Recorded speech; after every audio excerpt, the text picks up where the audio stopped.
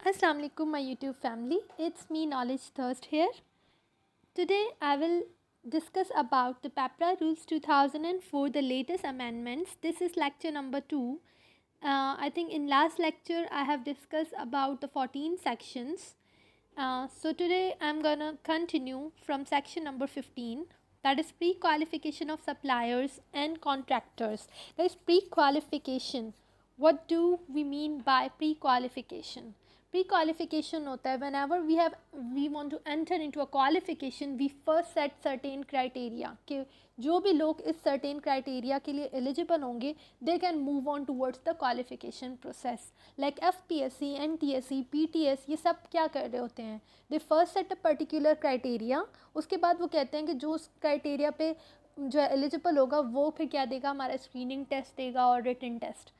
और हमारी क्वालिफिकेशन क्या होती है, सपोज हमारी प्री क्वालिफिकेशन में अक्सर ये लिखा होता है the someone with a bachelor degree in commerce, in business administration और law are eligible for this post. उसके लिए एक्सपीरियंस दिया होता है that the person with 5 to 15 years of experience in banking, और पर्टिकुलर स्किल्स दी होती है the person with a great knowledge of Java, C++. ठीक है, इस तरह की रिक्वायरमेंट भी होती हैं. तो same in the case of procurement, जब हम प्रोक्योरमेंट करते हैं तो प्रोक्योरिंग एजेंसीज क्या करती हैं, दे वांट कि भाई कोई कचरा ना आए. ठीक है, यानी कोई भी जैसा तैसा भी आके बोली लगाए. सो इट्स गुड कि हम लोग पहले प्री क्वालिफाई कर लें हमारे बिडर्स को, ताकि जो भी हमारे फ़िल्टर आउट हो जाए हमारे एलिजिबल बंदे ना, एलिजिबल बिडर्स जो हमारी प्रोक्योरमेंट के हिसाब से हैं वही हमारे पास आए, शॉर्ट लिस्ट हो जाएं. ठीक है, तो ये क्यों किया जाता है, क्योंकि समटाइम्स हमारे जो प्रोक्योरमेंट्स होती हैं वो बहुत ज़्यादा एक्सपेंसिव होती हैं, लाइक हाई एक्सपेंस होता है. उसके अलावा टेक्निकली कॉम्प्लेक्स इक्विपमेंट्स होते हैं. So in this case guys, कोई भी छोटा बंदा, कोई नॉर्मल सोल प्रोप्राइटर तो अफोर्ड ही नहीं कर सकता to give us such a high complex equipment. ये तो ऑब्वियस बात है. इसलिए हमारी प्रोक्योरिंग एजेंसी ये इंश्योर करती है दैट जो भी हम लोग प्री क्वालिफिकेशन रख रहे हैं उसके थ्रू वही बंदे हैं जो फाइनेंशियली स्टेबल हों. ठीक है, और हाई टेक्नोलॉजी जो कॉम्प्लेक्स इक्विपमेंट्स हमें प्रोवाइड कर सकें, and they also must have sufficient managerial capability.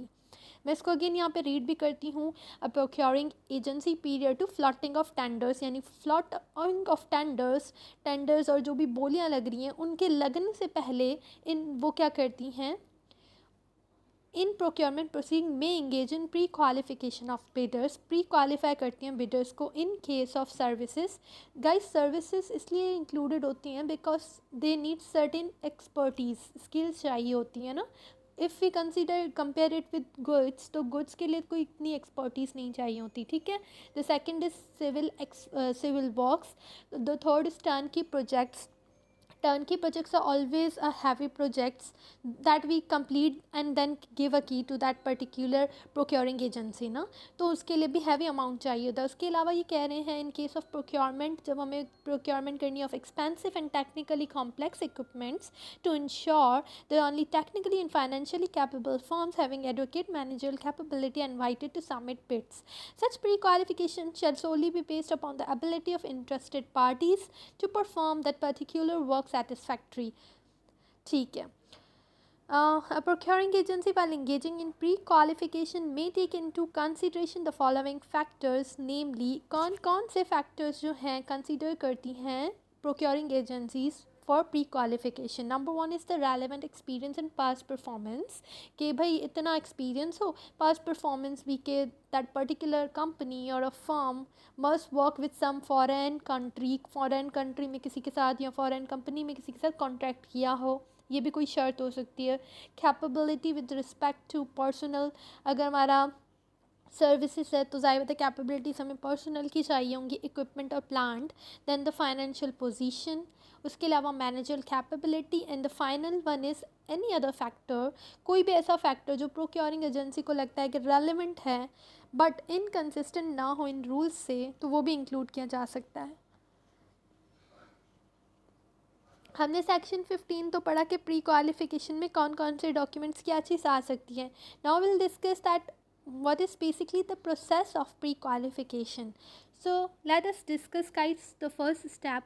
Procuring agencies engaging in pre-qualification shall announce in the pre-qualification documents all information required for pre-qualification, including the instructions for preparation and submission of pre-qualification documents. Guys, procuring agencies को क्या करनी होती है जब वो pre-qualification announce करती है? Obviously, they have to give certain documents. ठीक है, कुछ documents में उनको लिख के बताना पड़ता है ना, जैसे FPSC है, हमारा कोई भी NTS है, PTS है, OGDCL है, वो सारे के सारे पहले तो हमारे डॉक्यूमेंट्स में बताते हैं ना क्या क्या चीज़ चाहिए. तो उसी तरीके से प्रोक्योरिंग एजेंसी को मेंशन करना चाहिए कि कौन सी इंस्ट्रक्शंस होंगी, यानी इंस्ट्रक्शंस की किस तरह से प्रिपेयर करने हैं और सबमिट करने हैं प्री क्वालिफिकेशन डॉक्यूमेंट्स उन हमारे बिडर्स को जो बोलियां लगाएंगे. ठीक है, उसके अलावा इवैल्यूएशन क्राइटेरिया वहाँ पे हम ऑलरेडी मेंशन करेंगे कि हम जो प्री क्वालिफिकेशन के डॉक्यूमेंट्स ले रहे हैं वहाँ पे हम evaluate किस बेसिस पे करेंगे. Then the list of documentary evidences required by supplier or contractor to demonstrate the respective qualification and any other information that the procuring agency deems necessary for pre-qualification. और इसके अलावा कोई भी डॉक्यूमेंट्री एविडेंसेस हैं कि भाई ये पर्टिकुलर क्वालिफ़िकेशन मेरी है, उसका प्रूफ आपको जो है सबमिट करना है. और कोई भी इंफॉर्मेशन जो प्रोक्योरिंग एजेंसी समझती कि ज़रूरी है तो वो भी वो मेंशन कर सकता है. ठीक है. The second point is procuring agency shall provide a set of pre qualification documents to any supplier और contractor on request and subject to payment of price if any. Explanation. For the purpose of this rule, price means the cost of printing and providing the documents only. अब क्या कि procuring agency आपको set of pre qualification documents देती है अगर supplier और contractor request करता है कि ठीक है, और पर्टिकुलर पेमेंट भी देता है प्राइस. अब यहाँ पे मेंशन किया हो कि प्राइस किस चीज़ की, तो यहाँ पे जो थोड़ा बहुत प्रिंटिंग वगैरह का खर्चा होगा जो प्रोक्योरिंग एजेंसी प्रिंट करवा के आपको डॉक्यूमेंट्स देगी उसका खर्चा होगा, उसकी प्राइस की बात की गई है.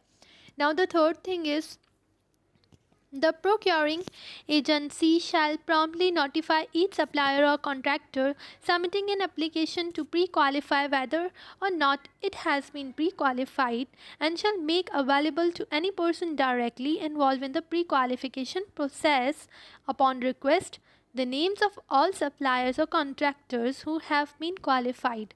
Only suppliers or contractors who have been pre-qualified shall be entitled to participate further in the procurement proceedings. अब यहाँ पे ये बताया कि प्रोक्योरिंग एजेंसी ने वंस ये सारा तो कर दिया, ठीक है, अब जो डॉक्यूमेंट्स उसको सबमिट हो गए, अब वो प्रोक्योरिंग एजेंसी को एनी हाउ नोटिफाई करना होगा जो हमारा सप्लायर है, बिडर है या कॉन्ट्रैक्टर है कि भाई आप जो है क्वालिफाई हुए हो या नहीं हुए हो. हर बंदे को उसको इन्फॉर्म करना पड़ेगा that yes you are accepted और रिजेक्टेड. ठीक है, अब आप आगे अप्लाई कर सकते हो या नहीं कर सकते हो. ठीक है, उसके अलावा अगर हमारी जो सप्लायर कॉन्ट्रैक्टर है रिक्वेस्ट करता है that they want to know the names of all suppliers जो क्वालिफाई हुए हैं तो उसकी रिक्वेस्ट पे हम उनको वो पर्टिकुलर नेम्स भी प्रोवाइड करते हैं. ठीक है, और जो सप्लायर्स हैं, जो भी कॉन्ट्रैक्टर्स प्री क्वालिफाई हुए वही आगे बोली लगा सकते हैं. ठीक है, उसके अलावा जो रिजेक्ट हो गए वो नहीं लगाएंगे. The fourth step is the procuring agency shall communicate to all suppliers और contractors who have not been pre qualified the reasons for not pre qualifying them. Okay, यहाँ पे मेंशन किया गया that you must have to give reasons. Not just that you are rejected or accepted, but procuring agency at the point in which they give the reason कि आप लोग क्यों qualify नहीं हो. Either the documents are missing or your qualification is not suitable. कोई भी reason है आपको उसको mention करना है. Guys, ये सारा blue में है, so this is all extra added ना जो अमेंडमेंट हुई थी. तो मैं इसको थोड़ा आपको पढ़ के बताती हूँ. Procurement of common use items, services और कमोडिटीज़ थ्रू फ्रेमवर्क एग्रीमेंट्स. जो हमने ऑलरेडी डिस्कस किए थे, फ्रेमवर्क एग्रीमेंट्स होते हैं जिनमें हम लोग जो भी प्रोक्योरमेंट करते हैं उसमें स्पेसिफिक टर्म्स एंड कंडीशंस होती हैं. ठीक है, और अगर ओपन है तो उसमें एग्रीड प्राइस नहीं डिसाइडेड होती, but if it is closed then obviously agreed price भी डिसाइड होती है. तो यहाँ पे यही बात की गई है कि अगर हम कॉमन यूज़ आइटम्स और सर्विसेज की बात करते हैं तो फ्रेमवर्क एग्रीमेंट्स में इनके हवाले से क्या बात की गई है. नंबर 1 पॉइंट है procuring agency shall arrange the procurement through framework agreements of recurrent or common use items, services including maintenance services and those commodities whose market price fluctuate during the term of agreement for a maximum period of 3 years. ये बोल रहे हैं कि procuring agency जो है वो framework agreement में आ सकती है उन आइटम्स के लिए जो बहुत ज़्यादा रिपीटेटिवली यूज़ होते हैं कंटिन्यूसली, और सर्विसेज जैसे कोई मेंटेनेंस की सर्विसेज हैं या वो कमोडिटीज़ जिनकी मार्केट प्राइस काफ़ी फ्लक्चुएट होती है ना during the term of a agreement for a maximum period of 3 years. अब यहाँ इन्होंने मैक्सिमम पीरियड कितना दिया है, 3 साल का. यानी आप फ्रेमवर्क एग्रीमेंट, ओपन जो फ्रेमवर्क एग्रीमेंट होता है वो अरेंज कर सकते हो मिनिमम कितने टाइम पीरियड के लिए, फॉर 3 years, जिसमें आप प्राइस को फ्लक्चुएट कर सकते हो क्योंकि वहाँ पे मार्केट, ऐसे आप कमोडिटीज़ की बात कर रहे हो जहाँ पे प्राइजेस भी थोड़ा फ्लक्चुएट हो रही हैं या कॉमन यूज़ आइटम्स है, तो इस केस में हम लोग ओपन फ्रेमवर्क एग्रीमेंट यूज़ करते हैं, लेकिन फॉर 3 years, उससे ज़्यादा के लिए हम यूज़ नहीं कर सकते. ये एमसीक्यूज़ में आ सकता है. ठीक है, so maximum period is 3 years. Second, procuring agency shall prepare provisional annual estimates including description, specification, statement of requirements and quantities based on rational demand estimates. Procuring agencies को एनुअल एस्टीमेट्स लगानी होंगी कि भाई हमें क्या क्या ख़रीदना है, ठीक है, कितनी ज़्यादा रिक्वायरमेंट है, उसमें हमारा डिस्क्रिप्शन, स्पेसिफिकेशन भी आ जाएगी. ठीक है, स्किल्स कौन सी चाहिए, नॉलेज कौन सी चाहिए, एबिलिटी कौन सी चाहिए हमें उसमें, और रिक्वायरमेंट्स, और उसकी क्वांटिटी कितनी चाहिए और किस बेसिस पे, रैशनल यानी हमारी जो लॉजिकल डिमांड की बेसिस पे कि हमारी कितनी डिमांड है. The third is based on such estimates. अब हमारी एस्टीमेट्स लग गई. Procuring agency shall initiate the pre qualification proceedings for selection of suppliers and service providers. एक दफ़ा हमारी एस्टीमेट्स लग गई, अब हमारी प्रोक्योरिंग एजेंसी क्या करती है, प्री क्वालिफिकेशन प्रोसेस की प्रोसीडिंग्स को आगे बढ़ाती है. ठीक है. 4 बोल रहा है open and close framework agreements may be made with the selected suppliers and service providers. अब क्या होगा, या तो ओपन या क्लोज फ्रेमवर्क होगा. ठीक है, बनाया जाएगा उन्हीं सप्लायर्स और कॉन्ट्रैक्टर्स के साथ जिनको हमने सेलेक्ट किया है. मैक्सिमम ड्यूरेशन, अब यहाँ पे ड्यूरेशन बताई गई है कि जब ओपन फ्रेमवर्क एग्रीमेंट होता है shall not be more than 3 years. जब हम ओपन फ्रेमवर्क एग्रीमेंट रखते हैं that should not be more than 3 years. ठीक है. And in open agreement guys listen, there is no agreed price. Okay, terms and conditions are fixed but agreed price is not fixed. And the second is closed framework agreement. उसमें क्या होता है, price is fixed. ठीक है, not exceed 1 year. जो close agreement होगा वो 1 year से ज़्यादा के लिए नहीं हो सकता. The procuring agency may on need basis pre-qualify new suppliers or service providers during continuity of framework agreements with previously pre-qualified suppliers or service providers. ये कह रहे हैं कि for suppose at the time of need तो हमारी procuring agency again pre-qualify कर सकती है new suppliers और contractors को. उनके साथ भी जब तक हमारा भले किसी और के साथ framework agreement चल रहा है, पहले जो हमने supplier और contractor select किया था, लेकिन हम किसी न्यू को भी हम लोग क्या कर सकते हैं, नीड बेसिस पे हायर कर सकते हैं, उन्हें भी प्री क्वालिफाई कर सकते हैं. The authority shall make regulations, regulatory guidelines और templates for procurement through framework agreements. अब थ्रू फ्रेमवर्क एग्रीमेंट्स अथॉरिटी क्या करती है, रेगुलेशंस और गाइडलाइंस वगैरह बनाती है. Price adjustment for framework agreements. Okay guys, इसके हेडिंग से पता चल प्राइस एडजस्टमेंट यानी price is not fixed, you can adjust them ना. तो यहाँ पे इसके 2 पॉइंट्स हैं.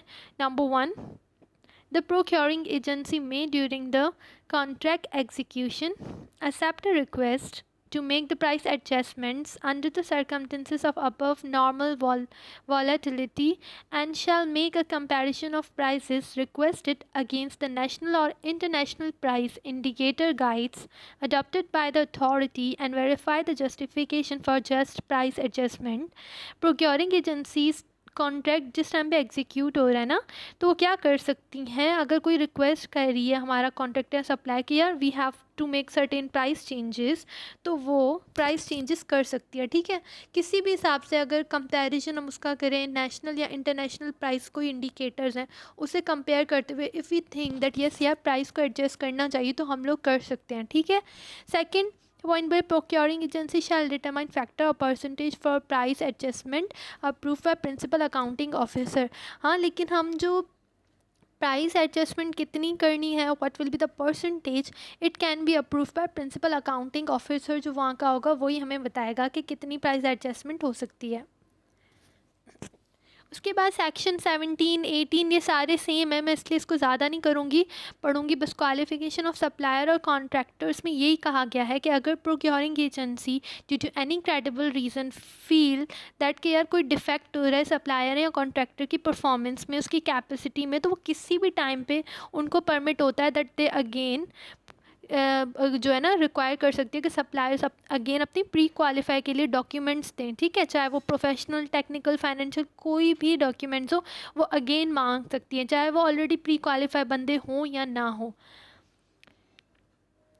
A procuring agency at any stage of procurement proceedings having credible reasons for or prima facie evidence of any defect in suppliers or contractors' capacities may require the suppliers or contractors to provide information concerning the professional, technical, financial, legal or managerial competence, whether already pre-qualified or not. Section 18 है disqualification of supplier and contractors. ये कहता है कि हमारे procuring agency को power है कि वो किसी भी सप्लायर या कॉन्ट्रैक्टर को डिसक्वालीफाई कर सकते हैं. दैट यू आर डिसक्वालीफाइड, ना गो. वो किस रीजन की वजह से? व्हेन दे थिंक कि यार कॉन्ट्रैक्टर ने जो भी क्वालिफिकेशन के डॉक्यूमेंट्स दिए थे वो फॉल्स दिए थे. ठीक है, या ये देखा जाए कि जो डॉक्यूमेंट्स दिए थे वो इनकम्प्लीट थे, या बीच में उनको किसी भी बात का डाउट हो रहा है कि नहीं ये सप्लायर वगैरह झूठा है, कोई मटीरियली रियलिस्टिक थिंग उसने नहीं डाली, कोई फॉल्स चीज़ें उसने अपने उसमें क्वालिफिकेशन डॉक्यूमेंट्स में डाली है, तो वो डिसक्वालीफाई हो जाएगा. नाउ तो 19 black listing of suppliers and contractors. अब ये वाला सेक्शन ऑलरेडी था, ठीक है, हमारे पहले वाले डॉक्यूमेंट उसमें प्रेपरा रूल्स में, बट यहाँ पे इन्होंने ज़्यादा एलेबरेट किया हुआ है इन चीज़ों को कि कौन कौन से टाइप्स हो सकता है, मतलब किस तरह से ब्लैक लिस्टिंग हो सकती है और कितने कितने टाइम के लिए हो सकती है. We have already discuss about cross debate. इसमें हमने फर्स्ट में पढ़ा था कि एक टर्म ऐड हुआ था कि समवन इज़ बैंड. अगर एक प्रोक्योरिंग एजेंसी उसको बैन कर रही है ना, then all of the procuring agencies have to ban that particular supplier or contractor. The procuring agency shall devise a comprehensive mechanism for blacklisting and debarment of bidders for a specified time in accordance with regulations made by the authority, and the bidder or the bidders shall declared as. अब ये कह रहे हैं कि procuring agencies को जो भी हैं उनको एक प्रॉपर कॉम्प्रहेंसिव मैकेनिज़्म बताना पड़ता है. ठीक है, कि कितने पर्टिकुलर टाइम पीरियड के लिए आप किसी सप्लायर या कॉन्ट्रैक्टर को या तो ब्लैकलिस्ट कर रहे हो या डिपार्ट कर रहे हो, उसका रीज़न, उसका जो है टाइम पीरियड स्पेसिफाई करना होगा अकॉर्डिंग टू रेगुलेशंस जो हमें अथॉरिटी ने बताई हैं. अब हम आगे यहाँ पे पढ़ते हैं कि क्या क्या चीज़ें हैं. वो bidders shall be declared as blacklisted and henceforth the cross debarred for participation in any public procurement or disposal proceedings for the period not more than 10 years if corrupt and fraudulent practices as defined in these rules is established against the bidder or the bidders in pursuance of blacklisting proceedings. यहाँ पे मैं short में ये point याद रखना बहुत ज़्यादा important है दैट द पर्सन जिसको हमने ब्लैकलिस्ट कर दिया या क्रॉस डिबेयर्ड कंसीडर किया है वो 10 साल से ज़्यादा टाइम तक ब्लैकलिस्टेड नहीं रह सकता. 10 साल तब जब उसने कोई करप्ट या फ्रॉडलेंट एक्टिविटी की होगा. We have already studied about the corrupt and fraudulent activities and I guess these are of 5 types थी हमारी. कोई कॉर्सिव प्रैक्टिसेस थी, कॉल्यूसिव थी, करप्ट थी, फ्रॉडलेंट थी, ऑब्स्ट्रक्टिव थी. तो ये कह रहे हैं कि someone if any contractor supplier is involve in corrupt और फ्रॉडलेंट एक्टिविटीज़ तो उसको हम ब्लैकलिस्ट कर सकते हैं, but not for more than 10 years. 10 साल से ज़्यादा हम उसको कभी भी ब्लैकलिस्ट नहीं कर सकते. ये MCQs में आ सकता है. और जो हमारा सेकंड है उसमें कह रहे हैं कि हम जो भी ब्लैक लिस्ट बंदा हुआ है या क्रॉस डिबेट हुआ है वो 3 साल से ज़्यादा नहीं हो सकता उस केस में जब उसने कॉन्ट्रेक्चुअल ऑब्लिगेशन सही से फिल नहीं की या फिर किसी कॉन्ट्रैक्ट को ब्रीच किया। ब्रीच होता है ना, अपने खिलाफ वर्जी करके तोड़ दिया। तो ये आपको एमसीक्यूज़ में याद रखना है। इन case of corrupt and fraudulent activities 10 years से कम वाला जो बंदा, ठीक है, 10 ईयर्स से कम उसको एनी हाउ ब्लैक लिस्ट करना पड़ेगा, उससे ज़्यादा नहीं। और अगर कोई बंदे ने ऑब्लिगेशन अपनी सही से पूरी नहीं की तो उस केस में हम किसी कॉन्ट्रैक्टर को 3 साल से ज़्यादा टाइम तक हम ब्लैक लिस्ट नहीं कर सकते। और उसका थर्ड पॉइंट कौन सा है? Blacklisted and hands for cross debate for participation in respective category of public procurement और disposal proceeding for a period on of not more than 6 months. अच्छा, यहाँ पे आप 6 मंथ से ज़्यादा नहीं रख सकते ब्लैक लिस्ट। किस केस में? If a bidder fails to abide with the bid securing declaration however without being indulge in any corrupt और फ्रॉडलेंट एक्टिविटी। अगर कोई बंदे ने जो बिड सिक्योरिटी डिक्लेरेशन हुई, ठीक है, उससे अबाइड नहीं कर सका, उसने अपनी सिक्योरिटी सपोज प्रोवाइड नहीं की, तो उस सेंस में हम लोग उसको कितने टाइम तक ब्लैक लिस्ट कर सकते हैं? 6 मंथ, उससे ज़्यादा हम कभी भी नहीं कर सकते। तो ये 3 चीज़ें हैं जो आपको याद रखनी है कि किस किस केस में हम कितने कितने टाइम तक एक बंदे को ब्लैक लिस्ट कर सकते हैं। सेकेंड चीज़ बोल रहे हैं कि सच ब्लैक लिस्टिंग और barring action shall be communicated by procuring agency to the authority and respective bidder और bidders in the form of decision containing the grounds for such action. The same shall be publicized by authority after examining the record whether the procedure defined in blacklisting and department mechanism has been adhered to by the procuring agency. यहाँ कह रहे हैं कि when the authority, when the procuring agency feel like that this person has not performed his obligations perfectly or involved in corrupt or fraudulent activities, तो in this case वो क्या करेंगे?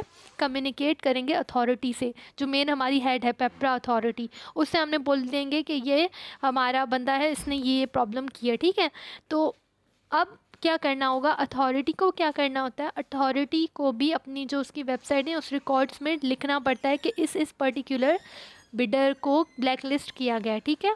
अब कह रहे हैं the bidder may file the review petition before the authority within the 30 days of communication and such black listing of barring action after depositing the prescribed fee and in accordance with procedure issued by the authority shall evaluate the case and decide within 90 days of filing of review petition. The decision of the authority shall be considered as final.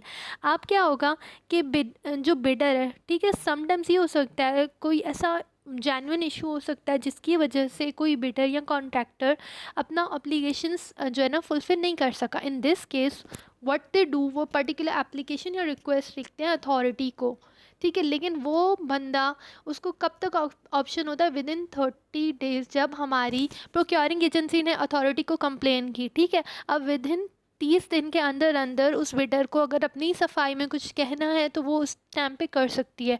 और फिर जब उसने submit कर the application, now authority has given the 90 days। कितने days? ये भी MCQs में आता है कि ब्लैक लिस्टिंग का अगर रिक्वेस्ट की है बिडर ने, ठीक है, पैटिशन वगैरह की, तो उस सेंस में उसको 90 days के अंदर अंदर डिसीजन अथॉरिटी को लेना पड़ता है that yes this person is black listed और not. A bidder who has been declared blacklisted or debarred by the foreign country, international organization or other financial institutions shall be treated as blacklisted and debarred from the participating in any public procurement proceedings or entering into any public contract for such period as declared by foreign country, international organization or other foreign institutions.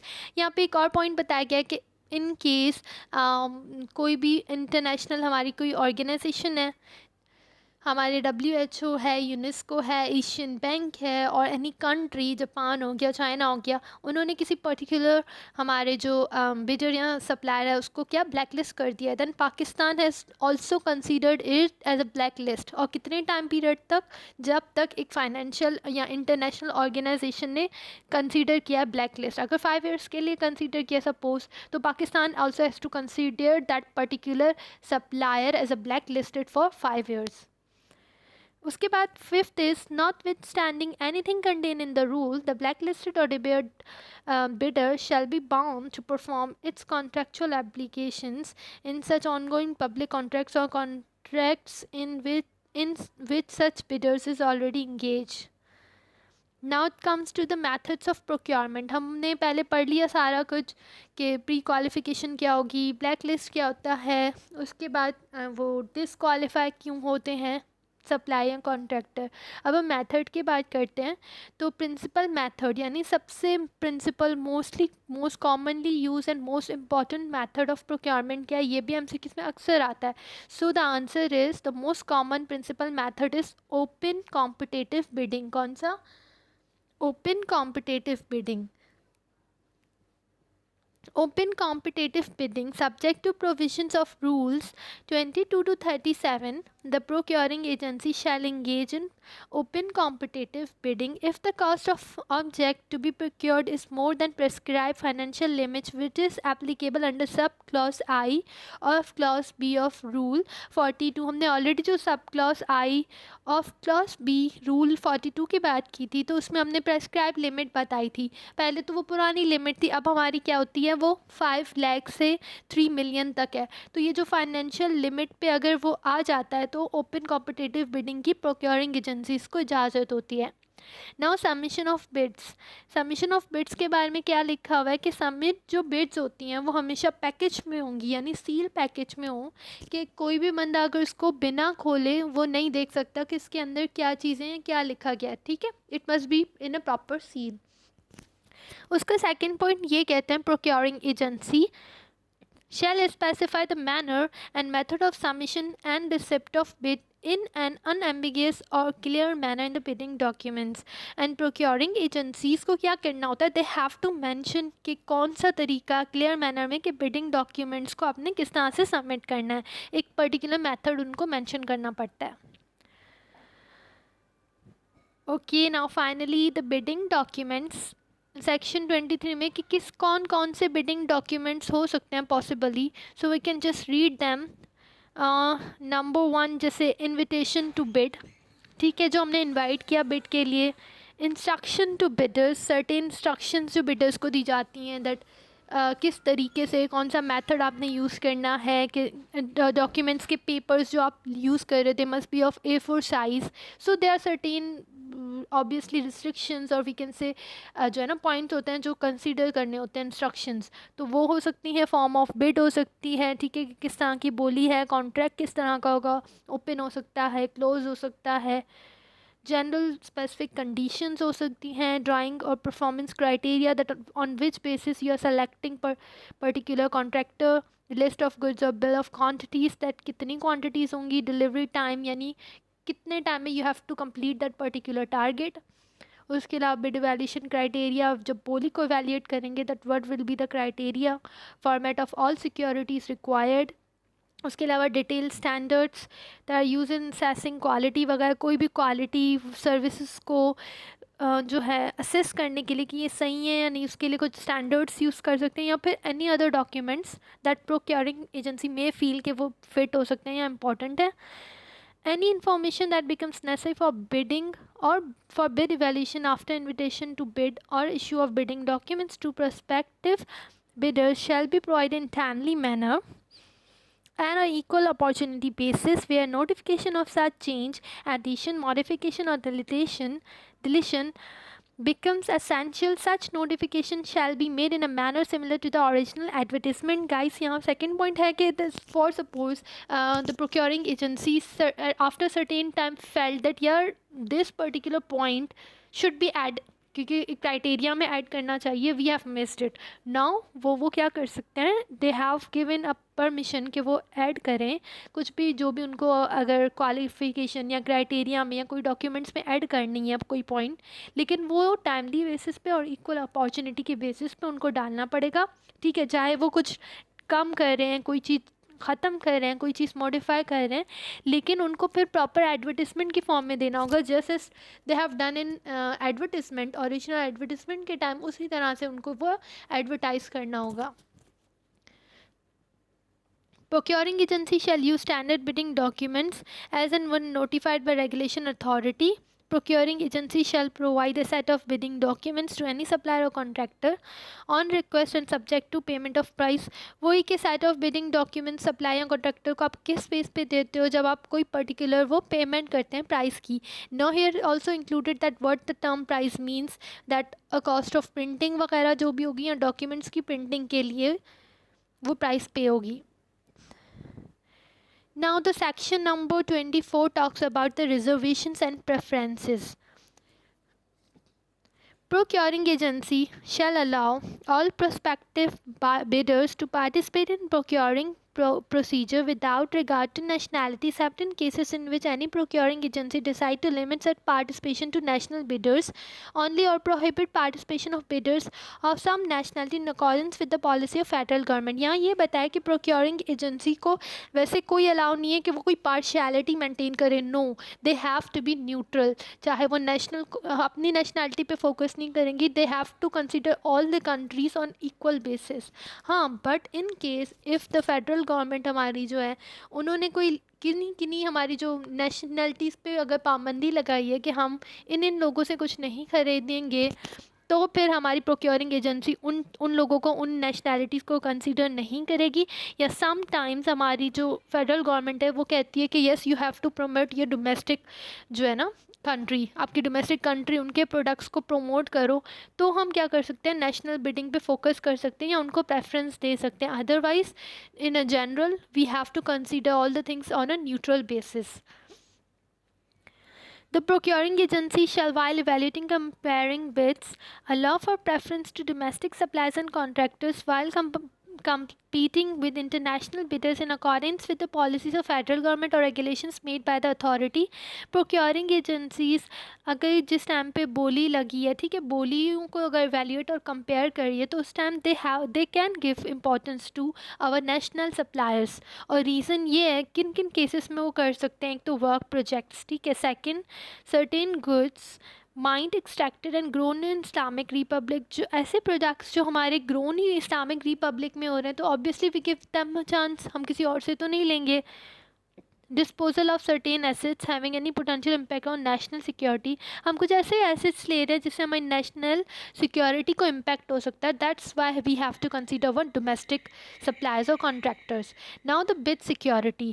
Guys bid security is कि sometimes ऐसा होता है कि लोग कुछ serious नहीं होते, bits बोलियाँ ऐसे ही लगा रहे होते हैं. So the purpose is that कि अगर कुछ ऐसी सिक्योरिटी रखी जाए उस बोली के अगेंस्ट, ताकि जो भी बंदा है वो सही से काम करे. इन एडवांस कुछ सिक्योरिटी लेती है हमारी procuring agency, and that should not be more then 5%. ठीक है, 5% से अगर ज़्यादा हो जाएगी तो ये ख़िलाफ़ हो जाएगा प्रोक्योरिंग एजेंसी के रूल्स के, क्योंकि ये हमारा पेपरा रूल्स के ये हमारे अगेंस्ट हो जाएगा. इसलिए हमें इस चीज़ पे ध्यान रखना है. The procuring agency may require bidders to furnish a bid security not exceeding 5%. MCQs में आ सकता है. तो नॉर्मली कितनी बिड सिक्योरिटी होती है, that is not more then 5%. ठीक है, अगर आपका जो भी अमाउंट होगा 1 करोड़ हो, 1 लाख हो, कितना भी जो हमारी पर्टिकुलर कॉन्ट्रैक्ट के लिए पैसे लगाएंगे, ठीक है, टोटल कॉस्ट उसका 5% या उससे कम, उससे ज़्यादा हम लोग कभी भी नहीं लेंगे. Now 26 is bid validity. Guys ये भी होता है कि bid is not valid for all the time. ये तो नहीं हो सकता ना कि दैट किसी बंदे ने बिड, ठीक है, और मतलब हमारी एडवर्टिजमेंट आई तो बोली आप तो 3 साल तक वैलिड होगी. No, obviously there is a certain limit, either 15 days, 10 days, 20 days. एक पर्टिकुलर टाइम होता है that during this time bid हमारी वैलिड होगी, और उसके बाद आती है कोई भी बिड तो वो एक्सेप्टेबल नहीं होगी. A procuring agency, keeping in view the nature of procurement, shall subject to a bid validity period. Procuring agency अपनी procurement की nature के हिसाब से bid validity का period decide करती है. Bid shall be valid for a period of time specified in bidding documents. Okay guys, keep this thing in your mind that जो भी बिड वैलिडिटी पीरियड है वो हम कहाँ से देखेंगे, from more bidding documents.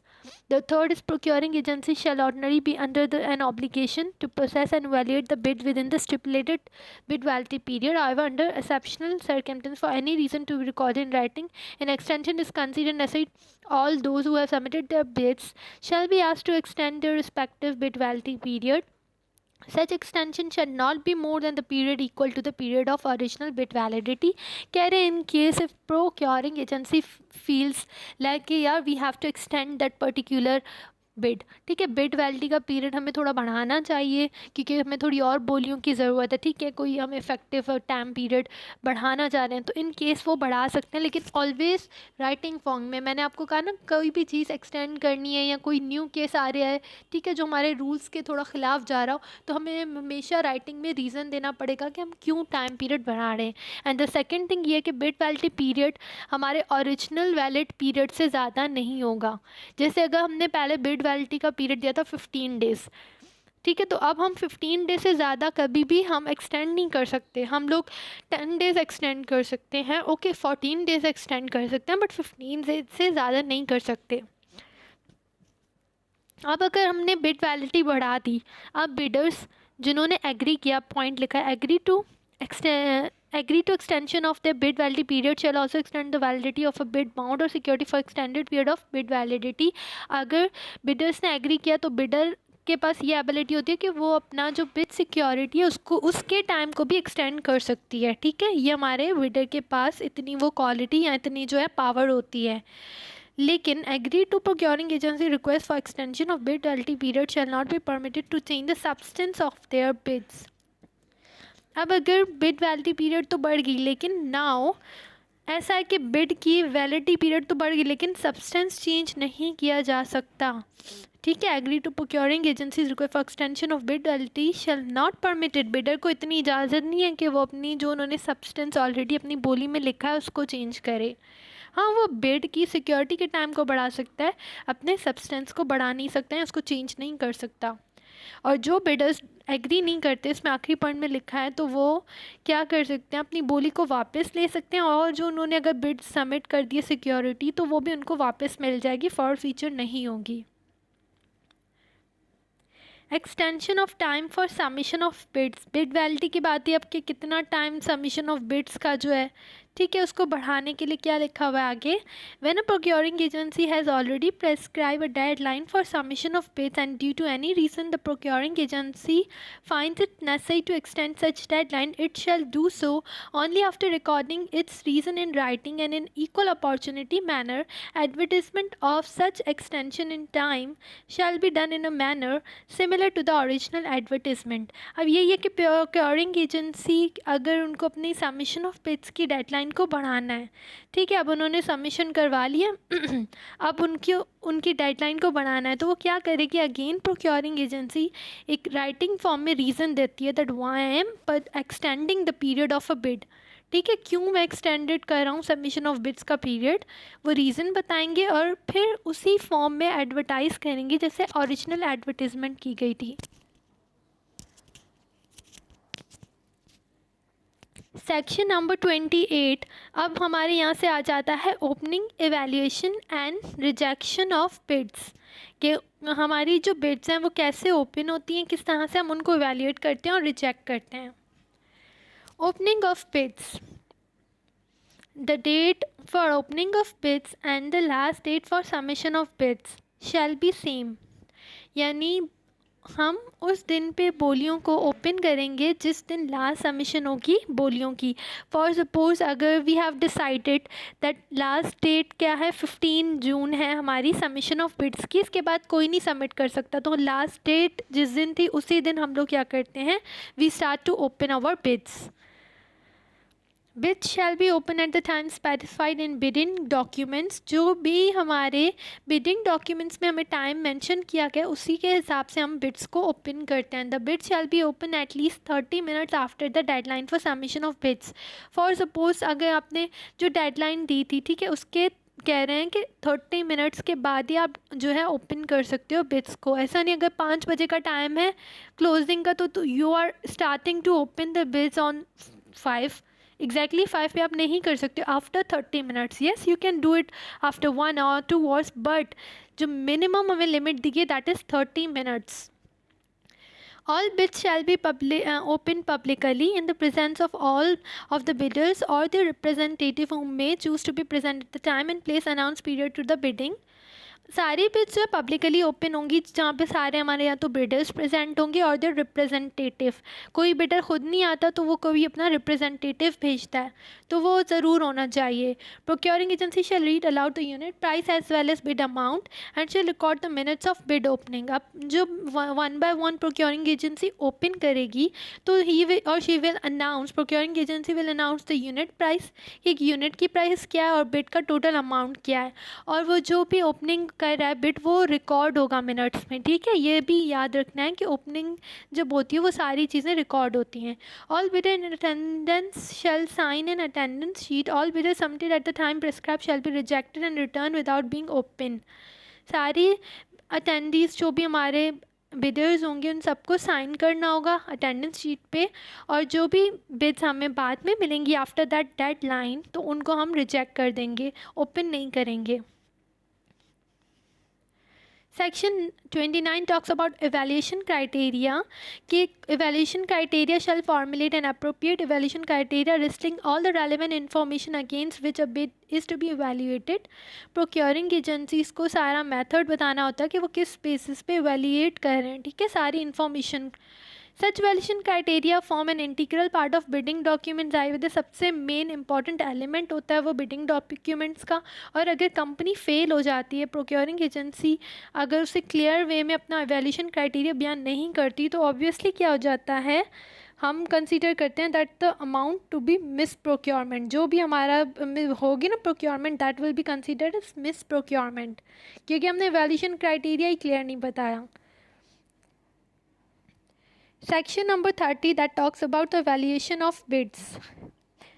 All bids shall be evaluated in accordance with the evaluation criteria and other terms and conditions set forth in a prescribed bidding documents, save as provided for in subclause 4 of C of Rule 36. No evaluation criteria shall be used for evaluation of bids that have not been specified in bidding documents. जितनी भी bids हैं अब हम उनको evaluate किस basis पे करते हैं, उन्हीं basis पे जो हमने सारा bidding documents में बताया हुआ है। ऐसा नहीं कि अब हम कुछ और चीज़ें यूज़ कर रहे हैं। जैसे हमने कोई चीज़ लिखी थी कि पेपर में हमने मेंशन नहीं किया था कि पेपर का साइज़ A4 होना चाहिए। अब जब हमारे डॉक्यूमेंट्स आ गए अब हम बोल रहे हैं कि नहीं, पेपर एनी हाउ एवेल्यूशन हम इस बेसिस पे करेंगे जिनका जो है ना डॉक्यूमेंट्स A4 साइज़ पे उनको सेलेक्ट करेंगे, तो ये रॉन्ग है। अगर आपने पहले बिडिंग डॉक्यूमेंट्स में वो चीज़ मेंशन की है तो ठीक है, और नहीं तो आप बाद में कोई भी चीज़ उसको चेंज नहीं कर सकते।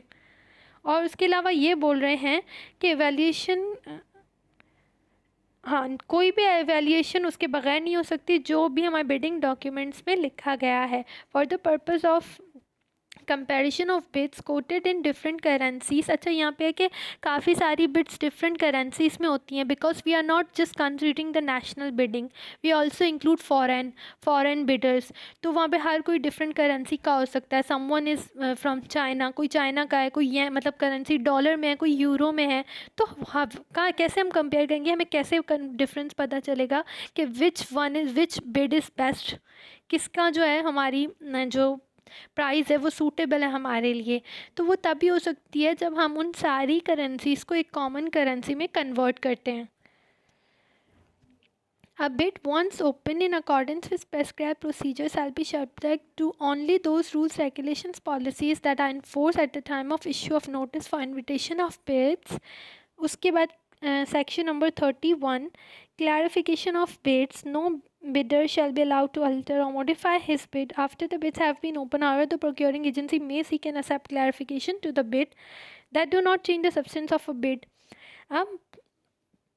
अब कोई किसी भी बिडर को ये अलाउ नहीं होता कि वो ना अपनी जो बिडिंग डॉक्यूमेंट्स है, ठीक है, या अपनी बिड्स है उसमें कोई चेंजेस लाए। हाँ, ये हो सकता है if the procuring agency feel confusion या कोई भी चॉइस उसको फील हो रहा है तो वो क्लैरिफिकेशन मांग सकते हैं बिडर से कि आप लोग क्लैरिफाई कर दो कि आपने डॉक्यूमेंट्स में क्या क्या चीज़ मेंशन की हुई है, लेकिन सब्सटेंस आप उसका चेंज नहीं कर सकते। Any request for clarification in the bid made by procuring agency shall invariably in writing, और अगेन यही बात है कि वो राइटिंग फॉर्म में रीज़न देना होगा कि why you need such clarification. Section 32 discriminatory and difficult conditions. Safe as otherwise provided, no procuring agency shall introduce any condition which discriminates between the bidders that is considered to be met with difficulty in ascertaining the discriminatory or difficult nature of any condition. Reference shall be made to the ordinary practices of that trade, manufacturing, construction, business or service to which that particular procurement is related. अब कोई भी procuring agency discriminate नहीं कर सकती bidders के दरमियान. They all have to give equal opportunity to the bidders. ठीक है. और क्या है कि यहाँ फिर ऐसा भी कोई डिफ़िकल्ट नेचर ऑफ टास्क नहीं दे सकती that is not easily done ना, जिसमें बहुत ज़्यादा प्रॉब्लम हो. तो ये आप डिफ़िकल्ट कंडीशंस कभी भी ऐड नहीं कर सकते. इन केस आप ऐड कर रहे हो तो आपको एक सॉलिड रीज़न देना पड़ता है. ठीक है. और नई प्रैक्टिसेस ऑफ दैट, कोई भी अगर आपका डिफ़िकल्ट नेचर ऑफ टास्क है तो उसको आपको रेफरेंस देना पड़ता है. उसके बाद है section number 33, rejection of bids. The procuring agency may reject all bids or proposals at any time period to acceptance of bid or proposal. The procuring agency shall upon request communicate to any supplier or contractor who submitted a bid or proposal the grounds for its rejection of all bids or proposals, but it is not required to justify those grounds. Procuring agency को ये होता है कि वो reject करती है सारी की सारी बिड्स प्रपोजल्स को. ठीक है. एक्सेप्टेंस से पहले. और प्रोक्योरिंग एजेंसी अगर उसको कोई सप्लाई या कॉन्ट्रैक्टर रिक्वेस्ट करता है दैट हमें बताया, मतलब जो है ना, shall upon request communicate to any supplier or contractor who submitted a proposal the ground of its rejection, कि क्यों उनको रिजेक्ट किया. ठीक है. The procuring agency shall incur no liability, ठीक है, solely by virtue of its invoking sub rule 1 towards supplier or contractor with submitted bids or proposal.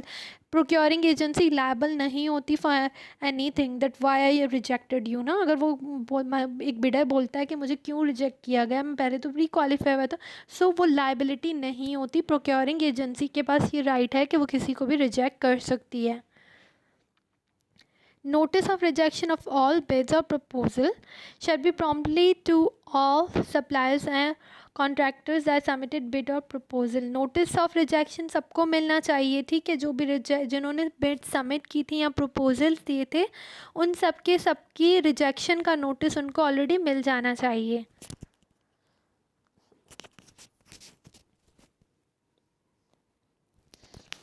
उसके बाद ये रीबिडिंग है सेक्शन नंबर 34.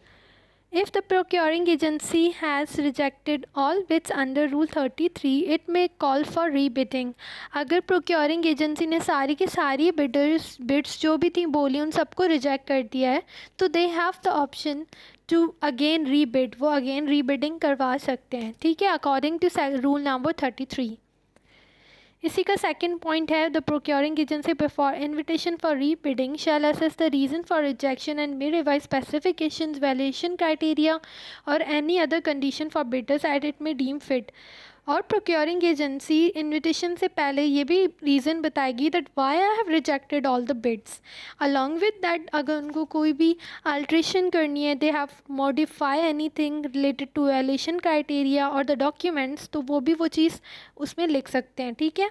लेकिन ये रीज़न हमेशा राइटिंग फॉर्म में हमें बताना पड़ेगा कि क्यों रिजेक्ट किए हमने बिड्स. उसके बाद है section 35, announcement of evaluation reports. जो हमारी रिपोर्ट्स बनती है वैल्यूएशन की उसकी अनाउंसमेंट के बारे में, और ये एडिटेड किया हुआ है. ठीक है. यानी ये वर्ड्स चेंज नहीं हुए, पहले भी यही थे, लेकिन अमेंडमेंट्स में अंदर थोड़ा सा पॉइंट को जो है ना थोड़ा अल्टर किया गया है. ठीक है. Based on the procedure adopted for respective procurement, the procuring agency shall announce the result of bid evaluation in the form of final evaluation report giving justification for acceptance और rejection of bids at least 15 days period to award of procurement contract. आप कह रहे हैं कि based on जो procedure adopt किया उसके basis पे प्रोक्योरिंग एजेंसी अनाउंस करेगी. ठीक है. रिजल्ट को, जैसे हम रिपोर्ट फॉर्म में रिजल्ट आता है. ठीक है.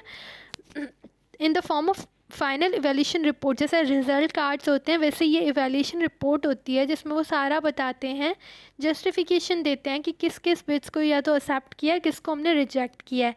लेकिन एट लीस्ट 15 days पीरियड. ये भी हमसे किस में आ सकता है कि अवार्ड ऑफ प्रोक्योरमेंट से कितने दिन पहले उनको अनाउंसमेंट करनी होती है इवैल्यूएशन रिपोर्ट्स की.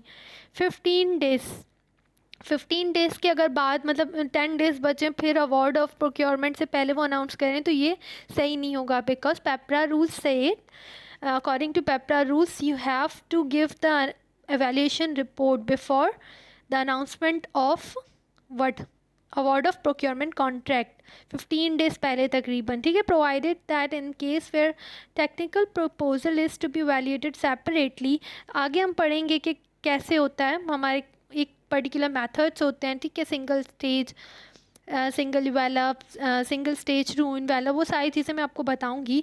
तो बहरहाल जिस केस में हम पहले टेक्निकल प्रपोजल्स को सेपरेटली मतलब ओपन करते हैं और फाइनेंशियल को अलग, तो उनकी बात थोड़ा अलग होती है, ठीक है. लेकिन अगर हम जनरली साथ ओपन करते हैं तो उस केस में ये चीज़ इम्प्लीमेंट होगी.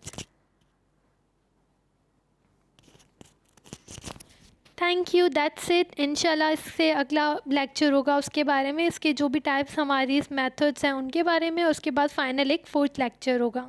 थैंक यू, अल्लाह हाफिज़.